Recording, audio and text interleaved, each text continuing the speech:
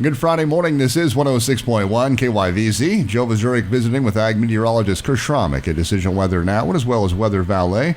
Chris, after a very windy day, we have a pleasant day on tap with just maybe a little breezy. Yeah, Joe, we saw wind gusts yesterday that reached up there at 1.80 miles per hour, caused some damage and a lot of dust and blowing dust and vehicle accidents out on the highways. It caused many of the roads to get closed down for a period of time. And this morning, it's a little bit more back to normal as we got a southwesterly breeze now at 10 to 15 miles out there along the Colorado border, and elsewhere we're right at that 10 miles an hour. Temperatures are 28 in McCook and St. Francis. We got 32 out there in Burlington, 30 in Oakley, and 30 in Oberlin. This afternoon's high temperatures are going to soar up there with those southwesterly winds into the upper 60s, low 70s. That'll break some records, and particularly those 70-degree readings that we're expecting to be west of Highway 25. Those will come right at or break records by a degree or two in many locations. Tonight, we'll see the skies continue to be partly to mostly cloudy. Winds will turn to a more westerly direction at 10 to 15 miles per hour. Lows will be mild, around 35.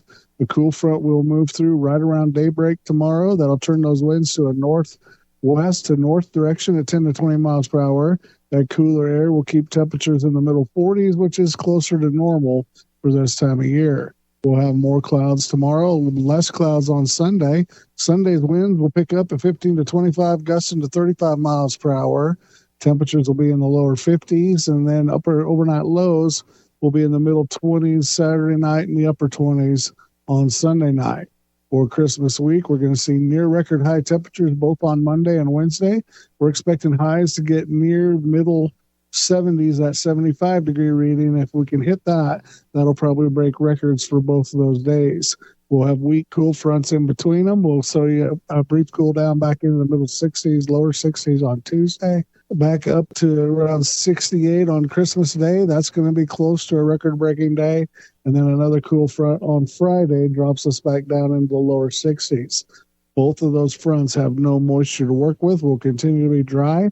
And that forecast looks like it's going to stay dry potentially into the new year. We're going to be watching a system there on the 28th, 29th, 30th.